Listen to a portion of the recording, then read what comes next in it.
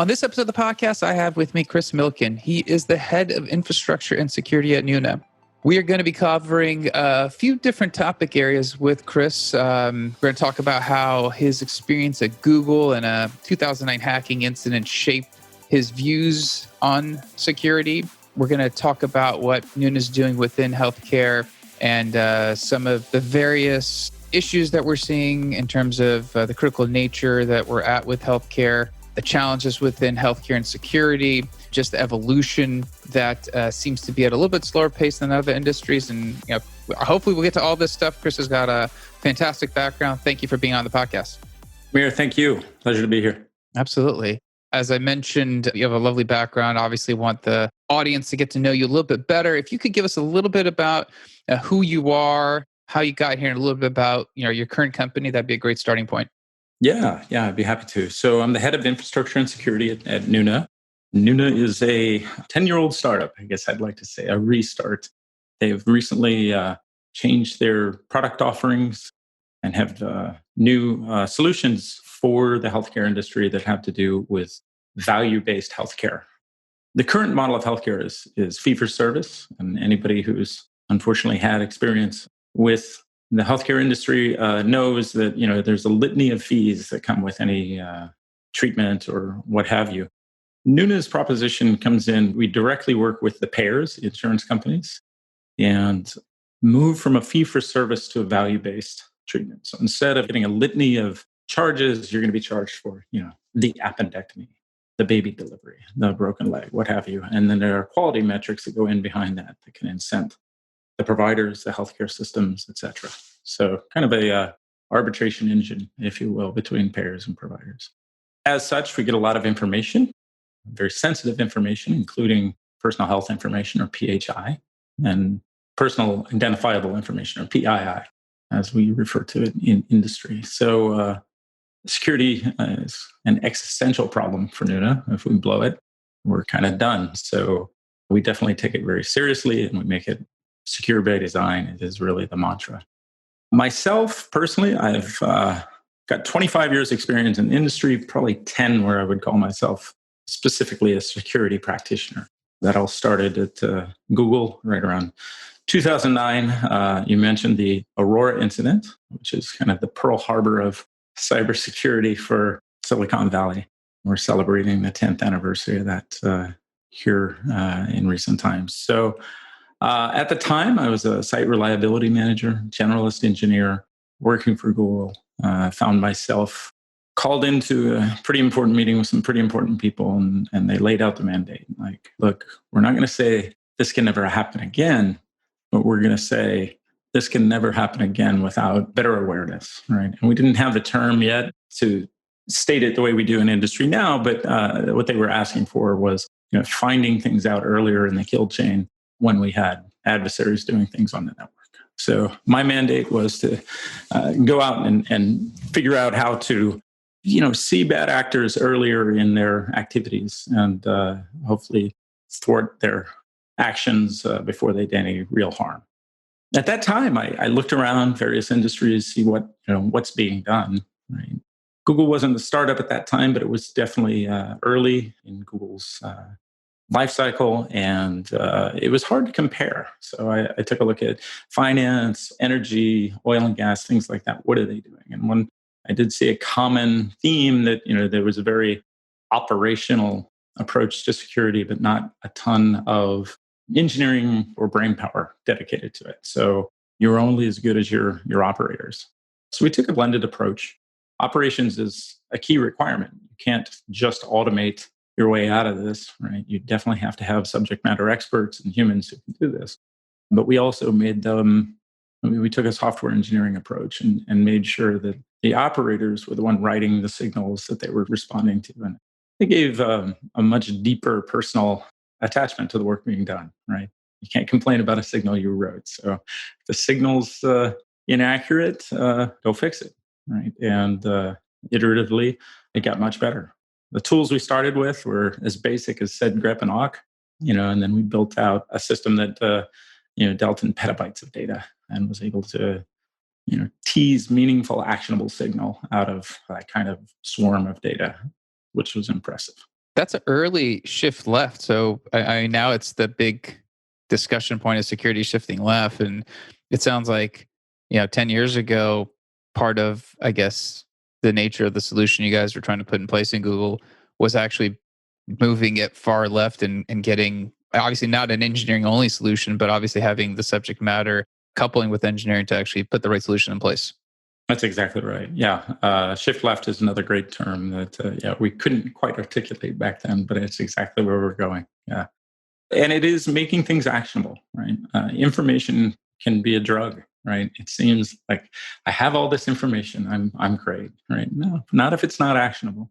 You can actually drown in too much information, and that was probably one of the biggest problems we had early on. Google was very good at turning petabytes into megabytes, but you know, megabytes are still not human consumable, right? And you can't do much with it until you can get down to what action can I take, what deeper investigation can I do, what new data sources do I need to automate, as much of this as possible. So it really shaped a view of where I realized that, this is a wonderful engineering problem, but at the end of the day, it's an economics problem.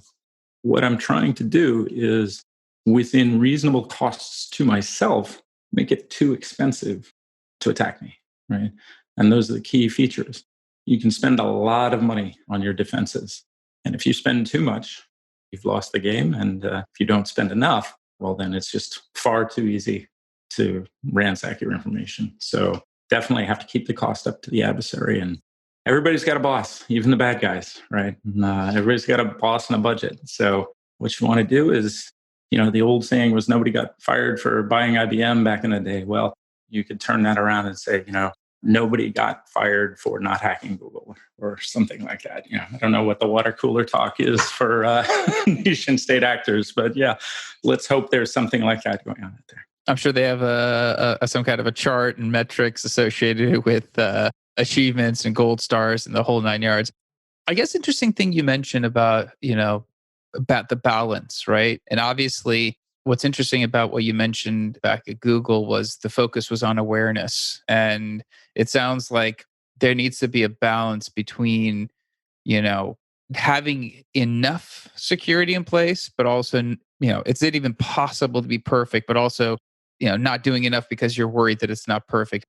That seems like a very delicate balance of trying not to over-index on either one, because obviously you're going to have issues. Yeah, definitely. And again, it is trying to achieve that balance daily, right? And change is your tool.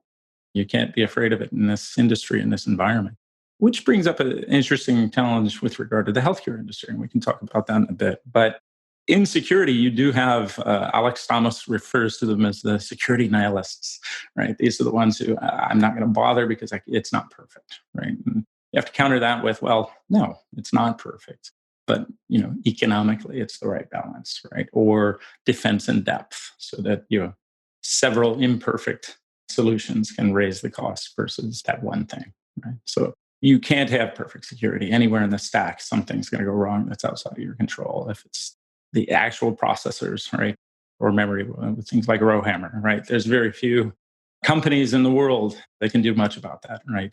Maybe some of the big ones like Google and Amazon, but if you're working in a startup, you're definitely deferring a lot of that to your cloud provider and what have you, right? So you've just got to make the best balance and effort that you possibly can.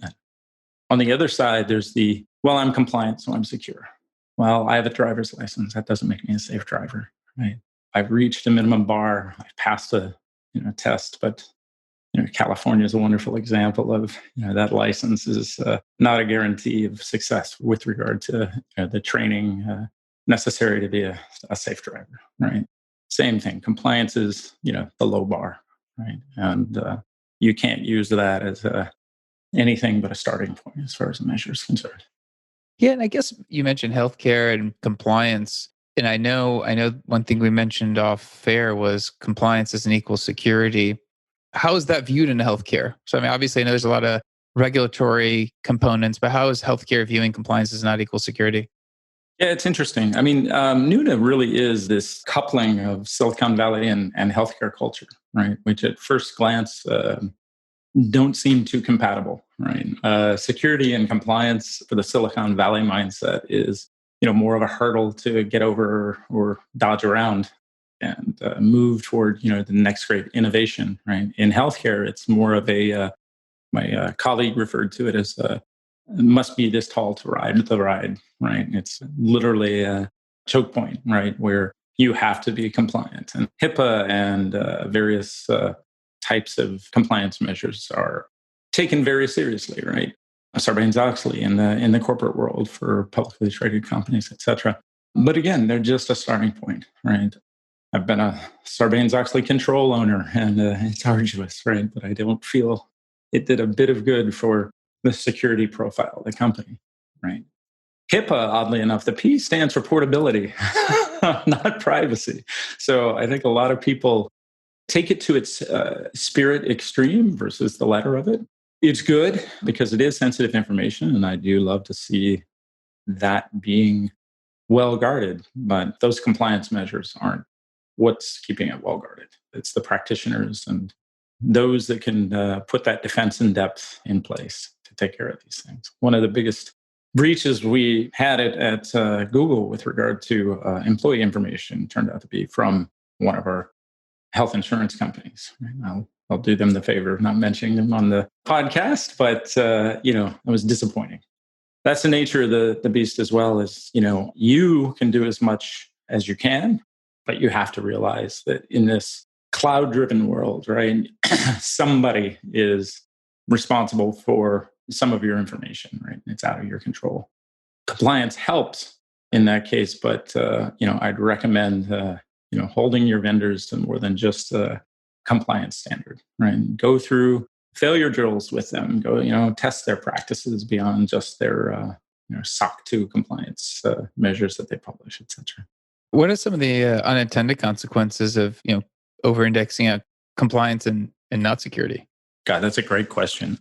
I think for every compliance measure out there, you can find a good example of unintended consequences and how it's actually decreased the security profile in some form or another. GDPR is a wonderful example, right? There is so much at stake, and there are so many companies that fear being the case study in GDPR failure that it's become its own micro industry with regard to GDPR compliance, et cetera. And what you have is suddenly an IP address starts to be treated like PII, and people are afraid to log it. So you have an application server, web server out there. It gets compromised. You don't log your IPs because you didn't want to upset GDPR compliance. And now you don't have the information that you really need to do a thorough investigation, right? And this is, I've heard plenty of anecdotal evidence that this is a recurring trend, right? I think HIPAA, again, the emphasis on privacy is good, but the P stands for portability, right? These rules are intended to help get that information flowing so that providers, insurers, healthcare systems, et cetera, can provide the best possible care for you, right? And that, getting that information shuttled around to the appropriate people is requisite to get that done.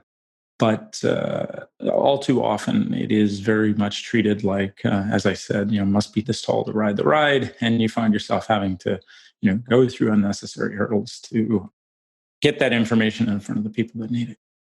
I guess something just interesting that you mentioned, obviously, with healthcare. I mean, if anyone's ever dealt with anything with healthcare, it seems like it's a little bit arcane. Seems like they're trying to modernize, giving you better web access to kind of bring some tools easier for us to work with. But outside of that, it feels like very black box. I really have no clue what happens when you get your health carrier sends you some information about whatever they're covering. It's normally 85 pages and half of it's junk and the other half's fine print. And it all seems very still old school to me.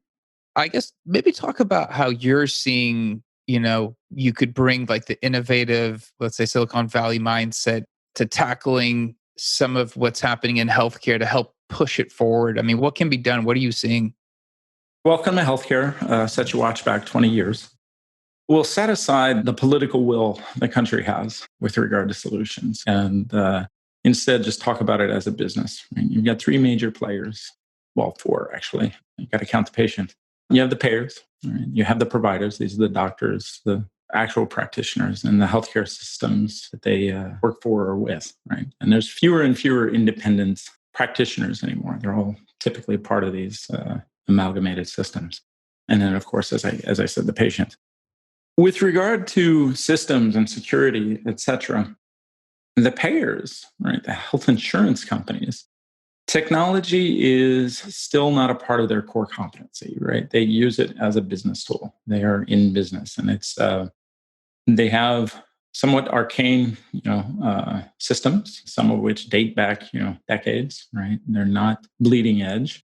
And the providers themselves, you can't expect, a small doctor's office to, have a security staff or even some, modest size healthcare systems. They're not going to have much more than that compliance would require them to have. Right. And, across the board, you're going to see, again, this information needing to be shunted back and forth. And it's in each sharing of that information, the threat model changes, the threat vector changes, everything is different. Right. And Nuna is, hoping to become a clearinghouse that can help with a lot of that and ameliorate some of the need to take it to outside systems as well. For me, I think the biggest awakening was, how the system works. I would have probably vilified the payers, right, before I learned much more about the industry. Not necessarily. I think their biggest need, their biggest want is a predictable business model, right? And particularly, by the way, in COVID times, that's rough. COVID has put unbelievable strain on the industry. The cash flow is not there. People are not getting their, optional procedures done, right? People are afraid.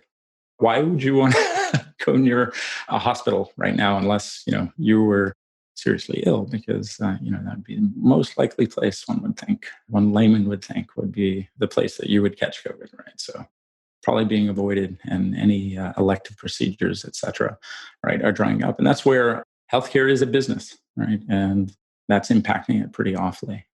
We like to think that value-based healthcare is going to improve that, and we can improve those systems. It's $3.1 trillion in the healthcare industry, and about a third of that is estimated to be waste. Just wrong processes. And it's not, just waste in the fee for service, but it's all along the life cycle of healthcare.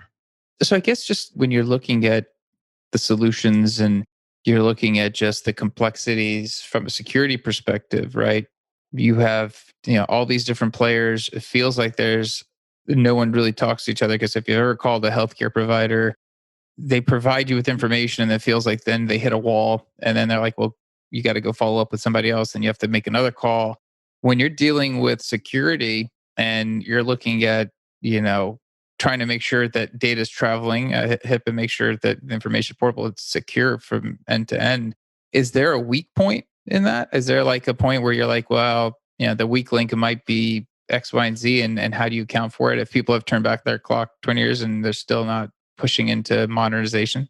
One of the weakest links will always be the human being, right? Anytime you have an opportunity where phishing or social engineering is a good weapon, that's troubling, right? That's tough. And there are a lot of humans involved in the process, as you mentioned, all with a fragment of the picture. Getting it all put together and sorted out in an efficient way is one of the missions that Nuna is out to provide, and hopefully ameliorating some of those weaker human practices that put people at risk. But it does bring up something that I realized early on working for a much smaller company like Nuna, what you miss when you leave, the big world of Google and Amazon, et cetera.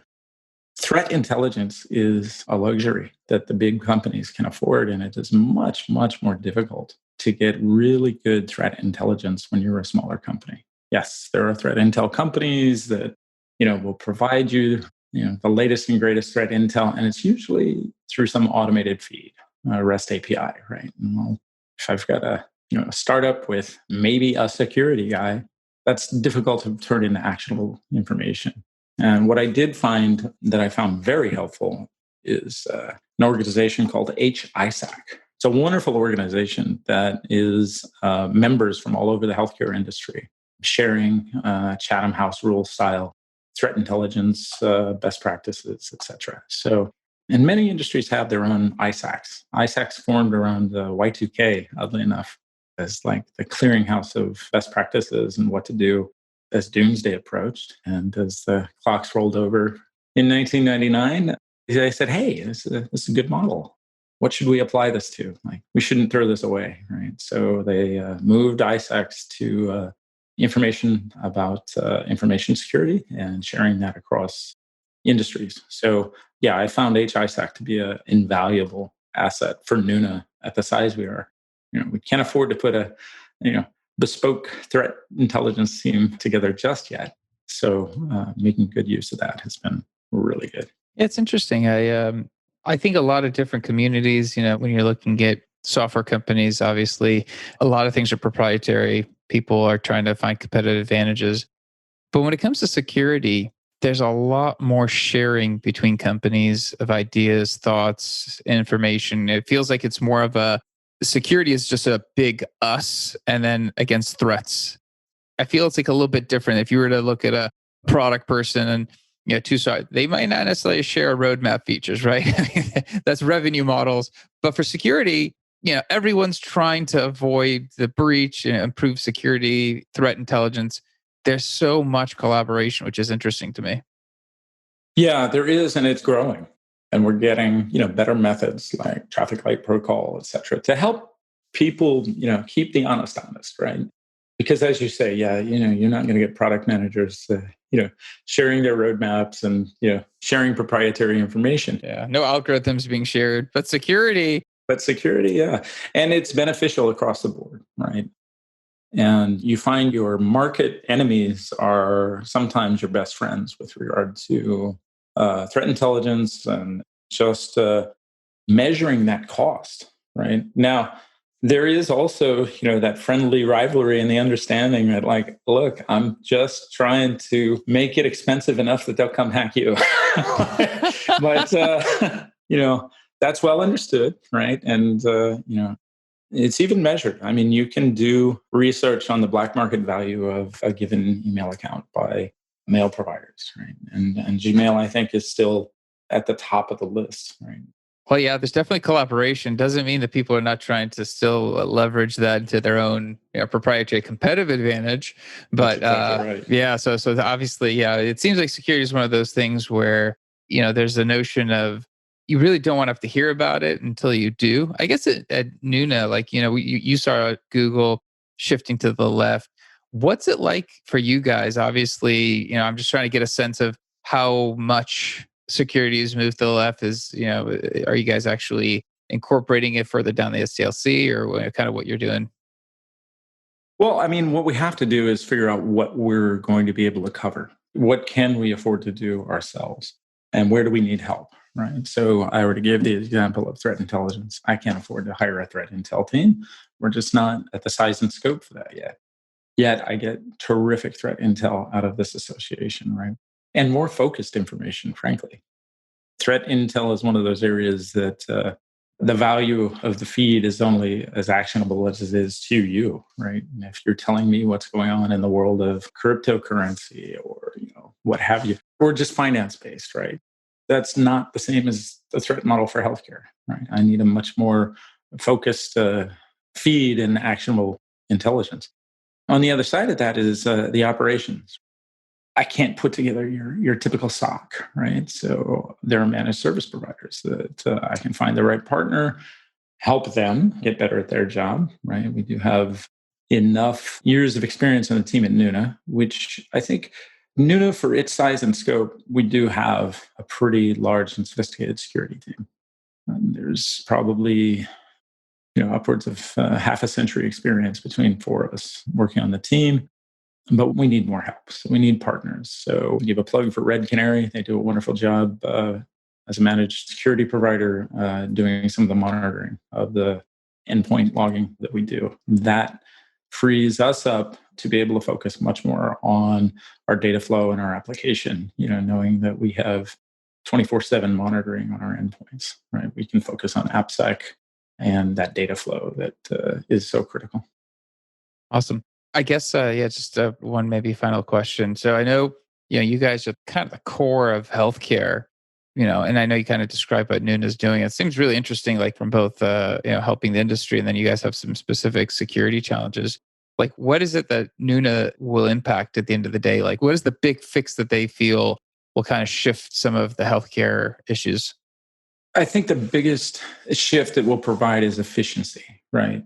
It is trimming down the waste and making that information available to decision makers that allow the payers, the insurance company, to make quicker, better decisions, and allows the providers to increase the quality of care measurably, right? And in an unambiguous way, right? And giving those quality of care metrics. It will increase cash flow for some of the payment operations with some of the providers. Right now, you could see up to a year before payment is, actually made to a provider, right? In some cases, right? And it's just for various reasons. But if you can turn that into a much more typical for other industries 30, 60, 90-day payable, that's an incentive for providers and healthcare systems to embrace the value program. That's the intent. Nuna is Korean for big sister. And there's a wonderful story of our founder and CEO, Jeannie Kim. She has a brother who has severe autism and epilepsy, I believe. Her immigrant parents had to deal with the healthcare system coming from Korea. And Jeannie grew up basically as the healthcare maintenance expert in the family as a result. And the reason I'm telling you this story is because there's a value we hold very dearly that we are all Kimong, his Nuna, right? His big sister. Kimong is Jeannie's brother I mentioned. And what that means is we are all the patient's caretaker. We are all here for ultimately the patient, right? So it's wonderful that we're making business models more predictable for payers. It's wonderful that we're making payments available more quickly to providers, and that's all well and good. But at the end of the day, it's all for Kimong and patients, and to make sure they get the care and quality of care that they need as quickly and efficiently as possible. That's an awesome story. What a great mission. If there was ever a drive behind a story to bring change about, I mean, that's as personal as it gets for her. And it sounds like you guys have some exciting things ahead. We do. And I'll just get a quick plug in. We are hiring. So if somebody's listening and this inspires them, yeah, shoot us a resume. Absolutely. And if somebody wants to reach out to you, is LinkedIn, Twitter, what's a good way to actually get in touch with you? I think I've finally gotten my LinkedIn under control, and I've separated the automated chaff from the personal wheat, and can be contacted there for sure. So we can share that link, and I'd be happy to share an email address as well, and I can give that to you, and we can provide that to the listeners. We'll put that in the show notes. Definitely appreciate you being on. It's fantastic conversation. Thank you. Thank you, Amir. It's a pleasure to be here. Thanks again. Absolutely. And we'll include all those details in the show notes. So anyone listening, feel free to reach out to Chris with any follow-up questions. And again, that's it for this week. We'll be back again next week. Different guests, different topics. As I'm always mentioning, love to get some feedback on the podcast. Any topics you want us to cover, those are always great. The list is kind of growing and talking to more security professionals, cloud professionals. And then also, please subscribe to the podcast, give it a like, give it a rating. It does let more people find it on whatever platform that you're listening to this. So that really helps us out a lot. And until next week, we'll be back again. Thank you.